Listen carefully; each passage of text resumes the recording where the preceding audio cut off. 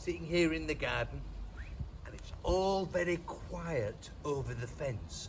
I think it's because the lovely boys and girls that live there are all doing their homeschooling. At least I hope so.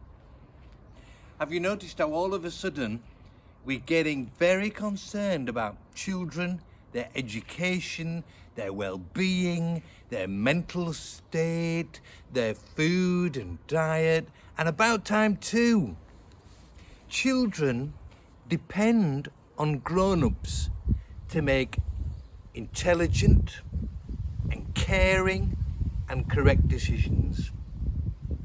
They depend on grown-ups to care for them.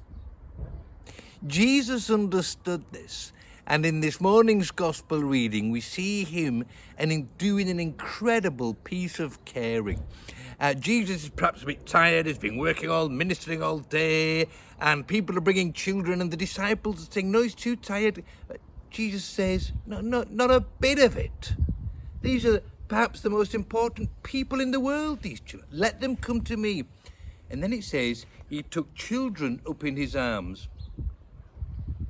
When a grown-up takes a small child in his arms, he or she automatically clutches them to their heart, and they are elevating them, and they are protecting them. You see, in a world where the grown-ups were the really important people, Jesus is saying the children are the really important people.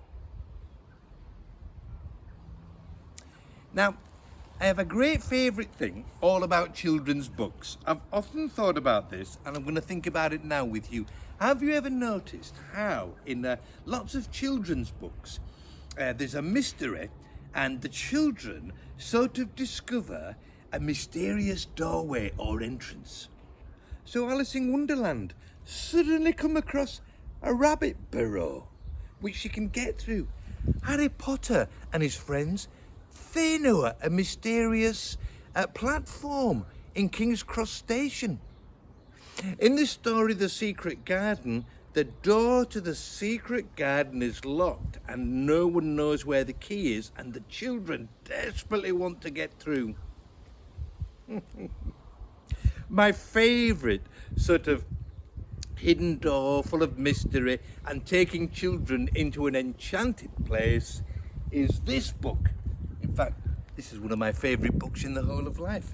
It's called The Lion, the Witch and the Wardrobe. Many of you will know it. And the lovely, beautiful Lucy, in this great big old country house, one day wanders into an empty bedroom, hides in a great big wardrobe, and she's there. There's no back to the wardrobe.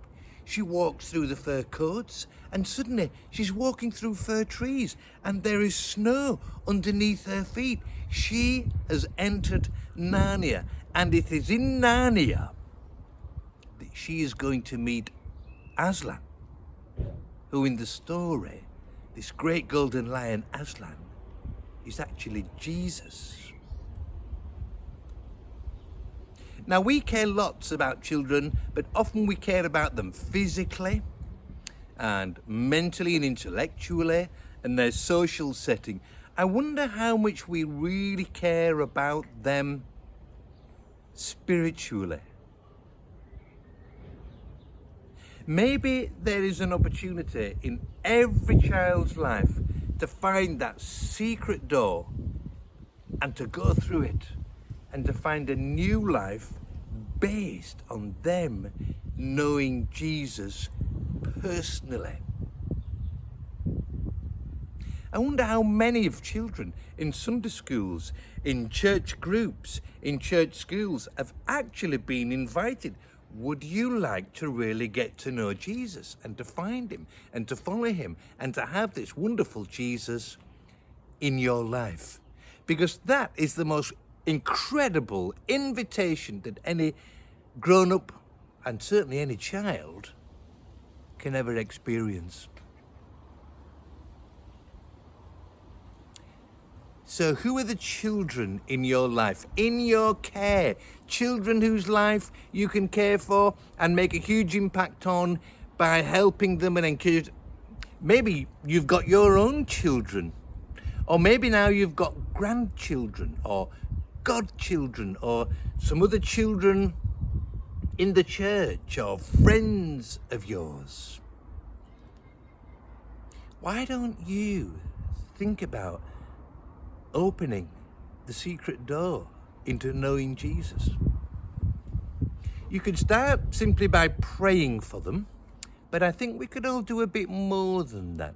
We could talk to our children about Jesus and about the things of God and have proper conversations.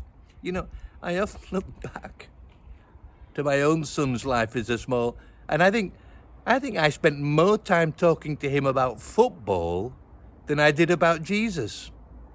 Fortunately, he was able to recover from that not most brilliant of starts and find his own way into Jesus land.